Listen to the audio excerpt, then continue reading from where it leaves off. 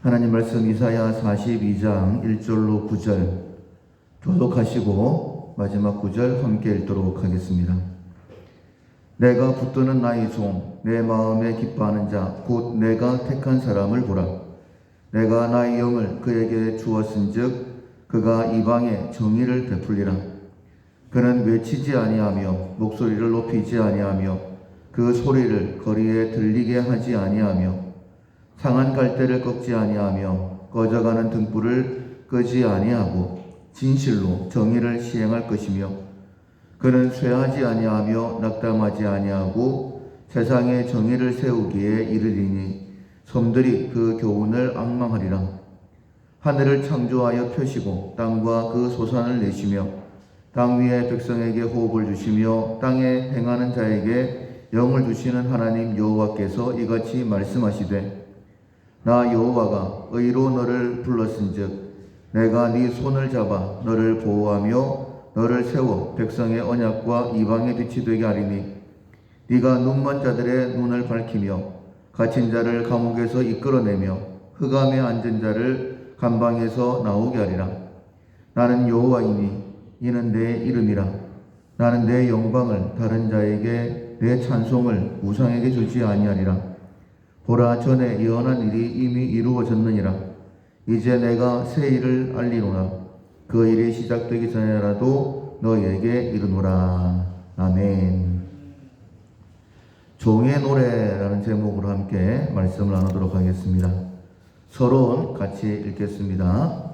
본장은 이사야의 종의 노래 중 첫째 내용이다. 메시아의 사역을 소개함으로 포로 회복과 구원을 선언한다. 메시아의 사역은 복음이다. 그 복음이 이방 지역에까지 전파된다. 복음을 들은 이방은 찬양한다. 하지만 하나님의 본 백성들은 여전히 완악한 모습을 유지한다.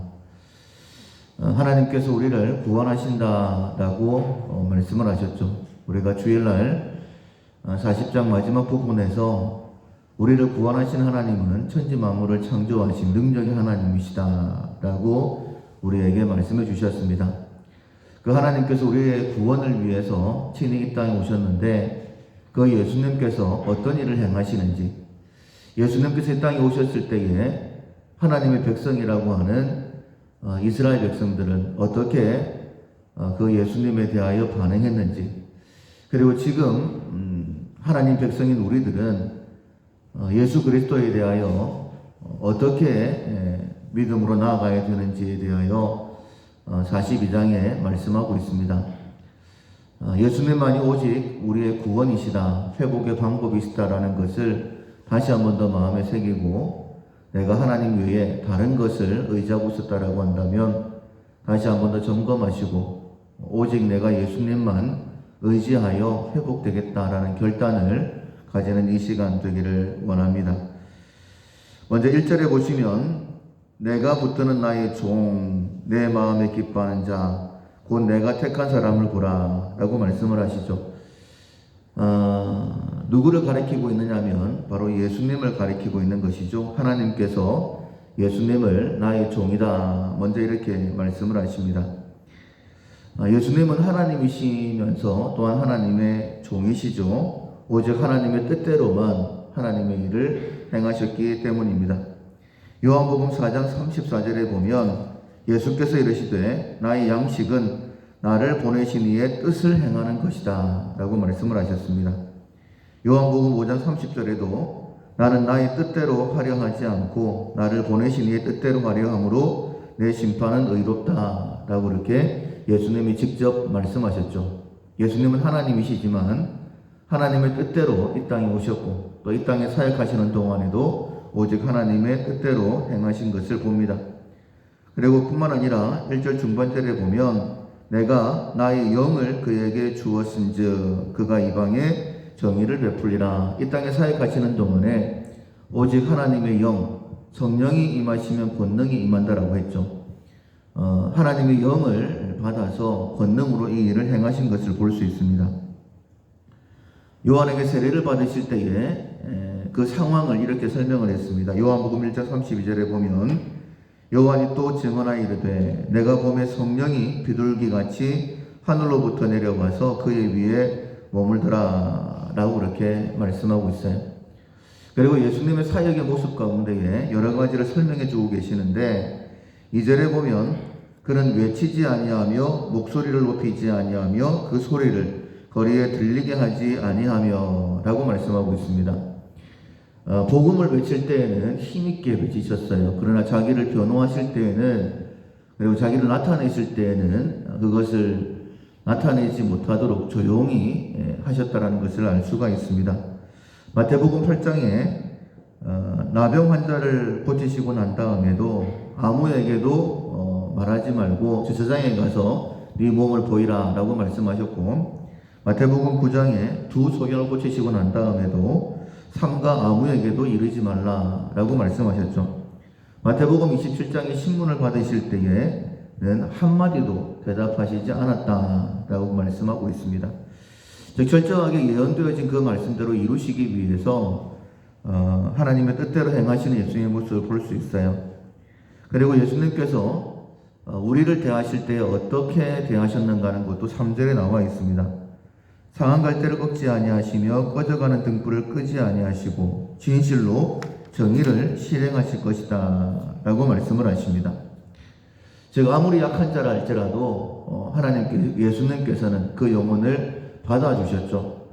그래서 예수님 이름으로 나왔던 영혼들, 그 어떤 영혼이라도 다 그들을 고쳐주시고 만져주신 것을 볼 수가 있습니다.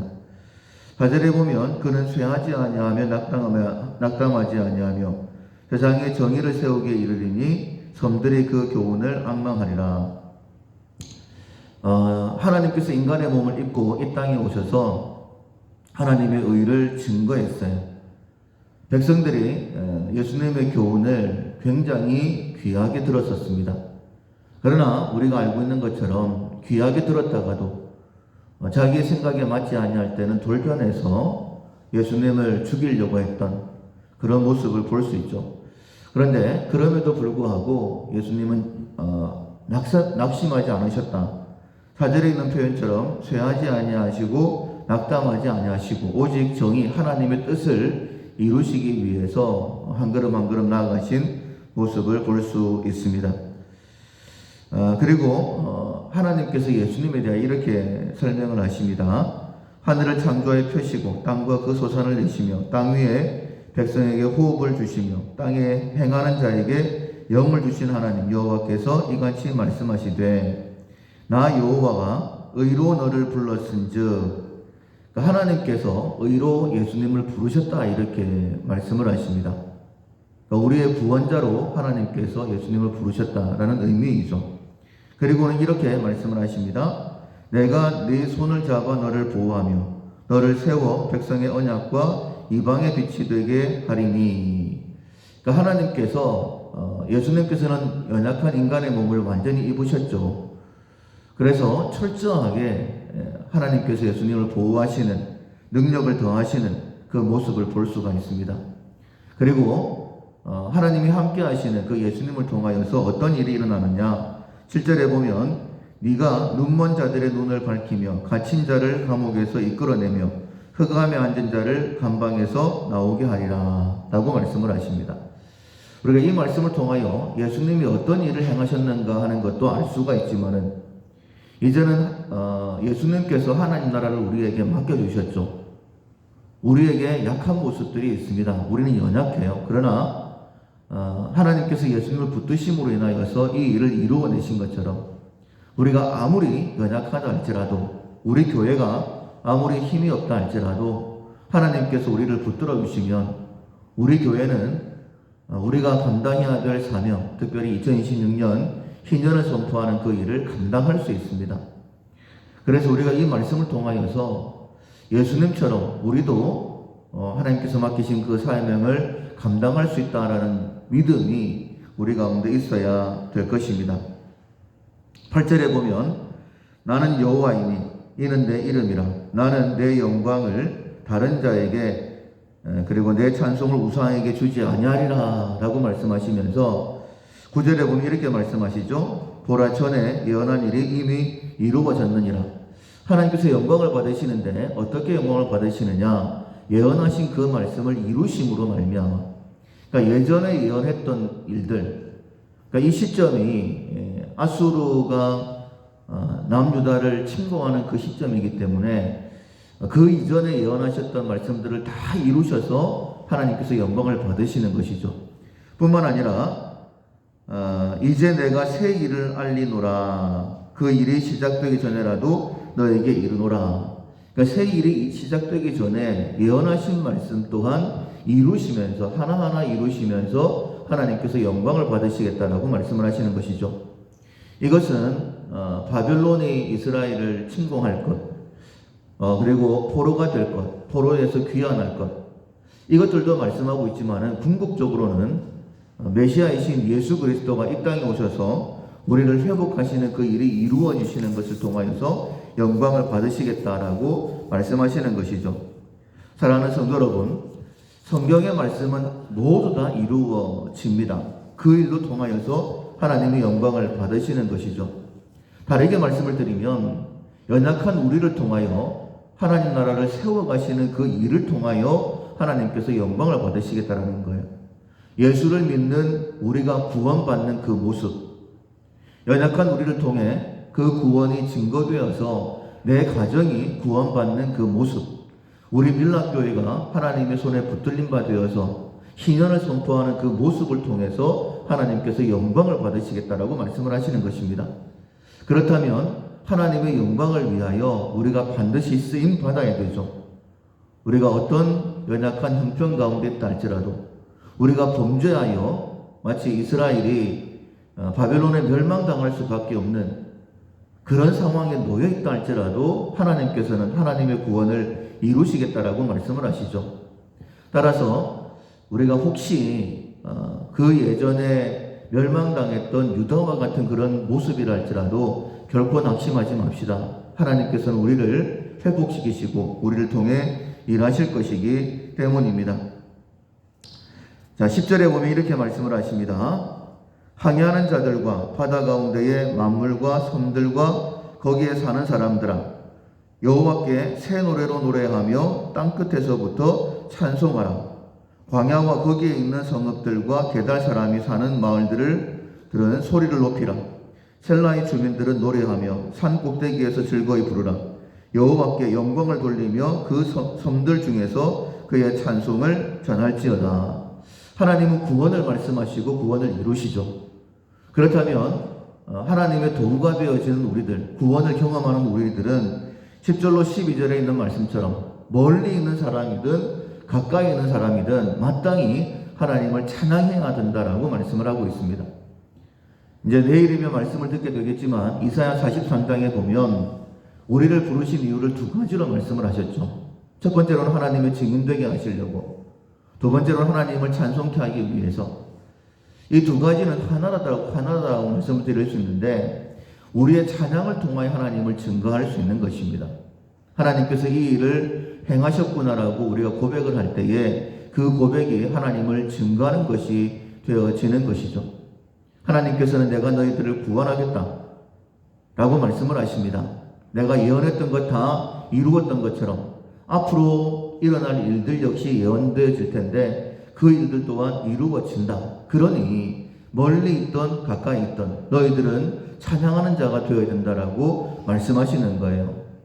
사랑하는 성도 여러분, 하나님의 일하심을 경험하지 못하면 결코 하나님을 찬양할 수가 없죠.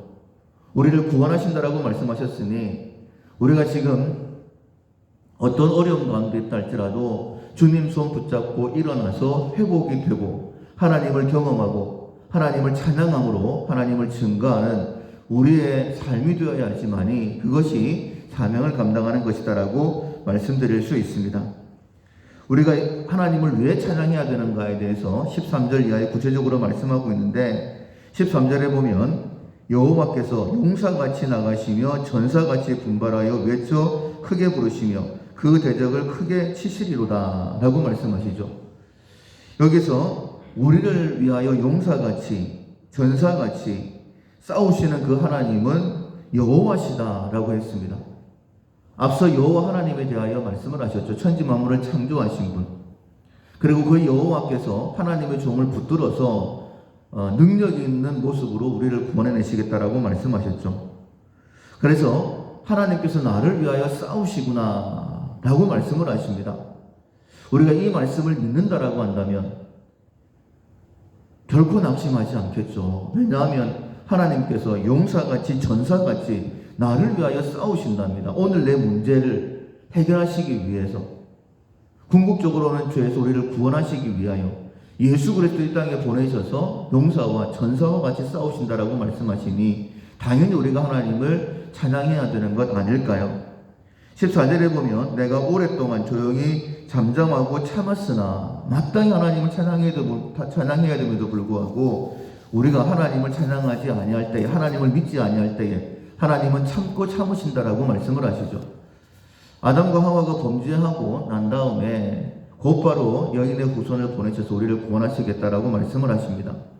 그런데 우리가 알고 있는 것처럼 노아 때에 노아 한 사람만 겨우 하나님의 은혜로 온전한 삶을 살았었지, 나머지는 인간 지으셨음을 한탄할 정도로 온 인류가 하나님 앞에 범죄했었죠. 그렇다면 노아 이후에 사람들은 하나님을 섬기는 사람이 되었느냐? 그렇지 않죠. 하나님께서 택하여 부르신 아브라함 역시 갈대아 우르에서 다른 신상들을 섬기는 사람이었다라고 말씀하고 있습니다. 그럼에도 불구하고 하나님께서는 약속을 이루시기 위해서 참고 또 참으신 거죠. 지금도 마찬가지입니다. 베드로후서 3장 9절에 보면 주의 약속은 어떤 이들이 더디다고 생각하는 것 같이 더딘 것이 아니라 오직 주께서는 너희를 위하여 오래 참으사 아무도 멸망하지 아니하고 다 회개하기에 이르기를 원하시느니라. 그러니까 아담 이후로 노아 시대뿐만 아니라 아브라함 시대뿐만 아니라 그리고 멸망을 당하고 있는 유다 시대뿐만 아니라 지금 우리들도 마찬가지라는 거예요. 하나님이 우리를 구원하신다라고 말씀을 하시는데 오직 하나님만을 바라보면서 구원을 경험하는 자, 마음껏 하나님을 찬양하고 증거하는 자가 없다라는 거예요. 그럼에도 불구하고 하나님께서는 참고 계신다라고 말씀을 하십니다. 그러나 끝까지 참으시는 것은 아니죠. 14절 중반절에 보면 내가 해산하는 여인같이 부르짖으리니 숨이 차서 심히 헐떡일 것이요 라고 말씀하고 있습니다. 한순간 하나님의 심판이 임하게 된다는 것입니다. 사랑하는 성도 여러분, 우리가 하나님만을 바라보면서 하나님이 나를 위하여 행하시는 일들을 기억하면서 정말 하나님께로 돌아와서 하나님의 일을 이루어드리고 하나님을 찬양하는 그 자리로 다시 서야 될 것입니다. 17절에 보면 조각한 우상들을 의지하며 부어 만든 우상을 향하여 너희는 우리의 신이라 하는 자는 물리침을 받아 크게 수치를 당하리라. 오직 여호와를 앙망하는 자는 새 힘을 얻으리라. 하나님만 바라보게 되어지면 구원을 경험합니다. 그러나 만약 하나님 외에 다른 것을 붙잡게 되어지면 반드시 크게 수치를 당하게 된다라고 말씀하시는 거예요. 그것을 18절에 보면 못 듣는 자, 맹인이다라고 표현을 했죠. 이것은 당시 이스라엘 백성들, 지금 우리들을 향하여 하시는 말씀입니다. 19절에 맹인이 누구냐? 내 종이 아니냐? 누가 내게 내가 보내는 내 사자같이 못 듣는 자겠느냐? 누가 내게 충성된 자같이 맹인이겠느냐? 누가 여호와의 종같이 맹인이겠느냐? 라고 말씀하시는 거예요.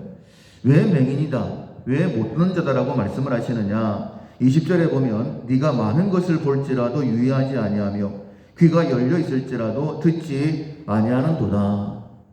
하나님께서 이스라엘 백성들을 인도하시기 위하여 수많은 선지자들을 보내셨죠. 많은 것들을 예언하시고 눈앞에 그 일들을 보여주셨습니다. 그럼에도 불구하고 하나님을 정말 의지하면서 주님만을 바라봤던 사람들이 극히 소수였죠. 심지어는 예수님이 이 땅에 오셔서 그 많은 기적들을 행하시고 하나님 복음을 증거하셨음에도 불구하고 자기들의 마음에 맞지 않는다라고 호산나 호산나 외치다가 일주일도 안 돼서 예수를 십자가에 못 박아라고 외치던 그 모습이 바로 우리의 모습이라는 거예요. 그래서 우리에게 맹인이다, 못 듣는 자이다라고 책망하시는 것입니다. 그 결과 하나님의 뜻과는 다른 결과가 생겨버리는 것이죠. 21절에 보면 여호와께서 그의 의로 말미암아 기쁨으로 교훈을 크게 하며 존귀하게 하려 하였으나 22절에 이 백성이 도둑 맞으며 탈취당하며 다 불 속에 잡히며 옥에 갇히도다. 노력을 당하되 구할 자가 없고 탈취를 당하되 되돌려주라 말할 자가 없도다 라고 하나님께서 한탄하시는 거예요. 우리는 하나님의 백성으로 부름받은 사람들입니다. 우리가 하나님의 백성인 어떻게 살아가는가, 하나님의 구원이 어떤 것인가 우리의 모습으로 보여줘야 되는데 그런 삶을 살지 못하게 되었다라고 말씀하시는 거예요. 왜? 하나님만을 의지해야 되는데 보여주시는 것 듣고 그리고 보여주시는 것을 보고 말씀하신 것을 듣고 하나님만을 의지해야 되는데 그렇게 하지 못했기 때문에 이런 결과가 나왔다라고 말씀을 하시는 것이죠. 그리고 이제 우리에게 다시 한 번 더 질문을 하십니다. 23절에 보면 너희 중에 누가 이 일에 귀를 기울이겠느냐? 누가 뒤에 올 일을 삼가 듣겠느냐? 24절에 야곱의 탈취를 당하게 하신 이가 누구냐? 이스라엘을 약탈자에게 넘기신 자가 누구냐? 지금 우리를 낮추시는 분이 누구시냐라고 질문을 하면서 그 답을 이어서 여호와가 아니시냐라고 말씀을 하시죠. 우리가 이사야서의 말씀을 들으면서 세계를 경영하시는 분은 하나님이시다. 높이시는 분도 하나님이시지만은 낮추시는 분도 하나님이시다. 우리를 천국으로 인도하시기도 하시지만은 공의 하나님이시기 때문에 지옥에 멸하시기도 하신다. 그러니 하나님을 만으로 여기지 말라라고 계속해서 말씀을 주시죠. 그래서 여호와가 아니시냐라고 말씀하시면서 우리가 그에게 범죄하였도다. 그들이 그의 길로 다니기를 원하지 아니하며 그의 교훈을 순종하지 아니하였도다. 그러므로 여호와께서 맹렬한 진노와 전쟁의 위력을 이스라엘에게 쏟아 부으심에 그 사방에서 불타오르나 깨닫지 못하며 몸이 타나 마음에 두지 아니하였도다. 멸망당하는 이스라엘을 보면서 안타까워하신 하나님의 모습을 볼 수가 있죠. 너희들은 어떻게 불타오르는데 깨닫지 못하며 몸이 타는데 마음에 두지 않을 수가 있느냐라고 안타까워하시는 거예요. 하나님께서는 직접 이 땅에 오셔서 우리의 구원을 완성하신다. 예언했던 것들은 다 이루신다. 또 말씀하신 것들 이루실 것이다 라고 말씀하시는데 우리는 하나님의 말씀에 귀를 기울이지 않고 하나님께서 말씀을 주셨음에도 불구하고 그 말씀을 내 마음에 두지 않는 것이죠. 그러면 결코 회복이라는 것은 없습니다. 하나님의 징계만이 계속되는 것이죠. 신명기에 보면 우리에게 선택하라라고 말씀하시지 않습니까? 너희 앞에 생명과 사망, 복과 저주가 놓여나니 너희는 살기 위하여 생명을 선택하라라고 말씀을 하십니다. 오늘도 역시 마찬가지예요. 우리에게 선택을 말씀을 하십니다. 네 앞에 생명과 사망이 있다. 복과 저주가 있다. 너는 살기 위해서 생명을 선택하라라고 말씀하시죠. 우리가 붙들 분은 오직 예수 그리스도. 주를 앙망하는 자는 새 힘을 얻는다라고 말씀하셨어요. 오직 예수님만을 선택하고 주님만을 앙망하는, 그리고 회복되어서 우리의 삶을 통하여 하나님 살아계심을 증거하는 우리 모두가 될 수 있기를 주님의 이름으로 축원합니다. 아멘. 찬송가 36장 주 예수 이름 높이어 찬양하겠습니다.